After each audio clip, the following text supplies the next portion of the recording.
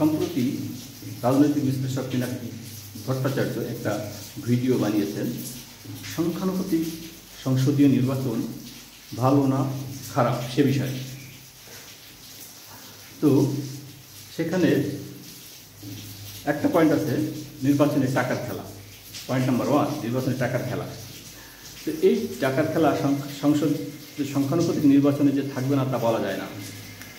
এই টাকার খেলা বন্ধ করতে আমরা জাপানের মতো সরকারিভাবে সব নির্বাচনের খরচ বহন করতে পারি, অর্থাৎ রাজনৈতিক দল এবং প্রার্থী নিজের পকেট থেকে কোনো অর্থ নির্বাচনে ব্যয় করতে পারবে না। সরকার প্রত্যেকটা প্রার্থীর জন্য সমানভাবে এই ব্যয়ভার বহন করবে। দ্বিতীয়ত, নির্বাচনের টাকার খেলা খেলে কোনো দল বা ব্যক্তি যাতে নির্বাচনের পরে লাভবান না হতে পারে তার জন্য আইনানুগ পরিবর্তন আনা, যেটা বর্তমান সংবিধান সংস্কার কমিশন রাজনৈতিক দলগুলোর সাথে আলোচনার মাধ্যমে সেটা করার চেষ্টা করতেছে। পয়েন্ট নাম্বার 2, রাজনৈতিক দলগুলোর অগণতান্ত্রিক কেন্দ্রীভূত নেতৃত্ব। আমরা জানি বর্তমান বড় রাজনৈতিক দলগুলো নমিনেশন কেনাবেচা করে, সংখ্যানুপাতিক নির্বাচনে হয়তো সেটা থাকবে, এবং এখনও যেমন দলের বিরুদ্ধে গিয়ে জনপ্রিয় প্রার্থীরা নির্বাচনে জিতে আসার চেষ্টা করতে পারে বা জিতে আসে, তেমন সংখ্যানুপাতিক নির্বাচনেও এই সুবিধা থাকবে। কোনো জনপ্রিয় প্রার্থী যদি দলের অবৈধ চাঁদা না দিয়ে নিজ জেলার মধ্যে একটা পদের জন্য যতটা ভোট পাওয়ার দরকার সেই পরিমাণ ভোট যদি নিজ জেলার মধ্যে একজন স্বতন্ত্র প্রার্থী অর্জন করতে পারে, তাহলেও সে সংসদে যাওয়ার সুযোগ পাবে। সুতরাং বলা যায় যে দলগুলোর কেন্দ্রীভূত যে সিস্টেম তাতে চাঁদাবাজি বাড়বে, সংখ্যানুপাতিক পদ্ধতি তা বলা যায় না। 3, রাজনৈতিক বন্দোবস্ত। উনি রাজনৈতিক বন্দোবস্তের মধ্যে অবৈধ লেনদেন বা চাঁদাবাজিকে উল্লেখ করেছেন, যেটা আসলে আইন প্রক্রিয়ায় এর সমাধান হওয়া উচিত।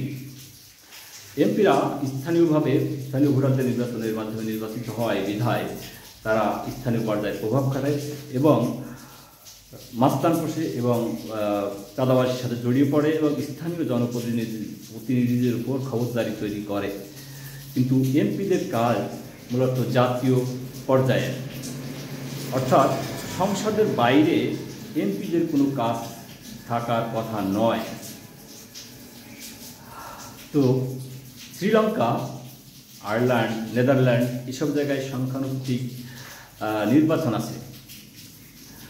তো এই দেশগুলোয় কি রাজনৈতিক বন্দোবস্ত নাই? এই দেশগুলো কি ধ্বংস হয়ে গেছে? হ্যাঁ, নতুন কোনো সিস্টেম শুরু করতে গেলে হয়তো কিছু সমস্যা হবে, কিন্তু তাই বলে নতুন কোনো সিস্টেম শুরু করা যাবে না এই ভয়ে ওই ভয়ে, সেটা গ্রহণযোগ্য নয়।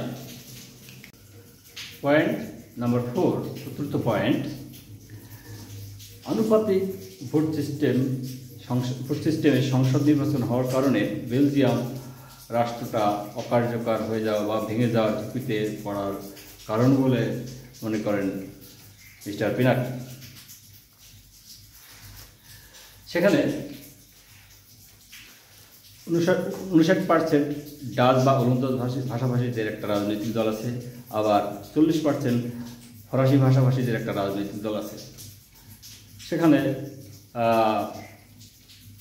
তো সেইটা যদি আনুপাতিক ভোট যদি এই বেলজিয়াম রাষ্ট্রটা ভেঙে যাওয়ার কারণ হয়, তাহলে সুইজারল্যান্ড কেন ভেঙে যাওয়ার উপক্রম হচ্ছে না?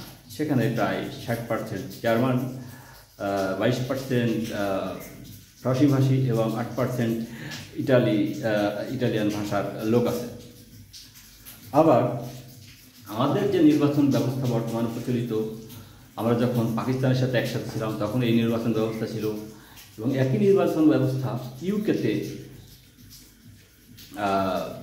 আছে। তো ইউকে থেকে কেন আয়ারল্যান্ড এই নির্বাচন ব্যবস্থায় আলাদা হয়ে গেছে? 1971 সালে যে নির্বাচন হয়েছে পাকিস্তান আমলে, তখন উইনার্স টেক অল বা বর্তমান যে নির্বাচন ব্যবস্থা, সেই নির্বাচন ব্যবস্থায় বাংলায় পশ্চিম পাকিস্তানি রাজনৈতিক দলগুলো কোনো সিট কেন পায় নাই, বা পূর্ব পাকিস্তানের আওয়ামী লীগ পশ্চিম পাকিস্তানে কোনো সংসদীয় আসনে জিততে পারে নাই কেন বর্তমান সংসদীয় নির্বাচন সিস্টেমে।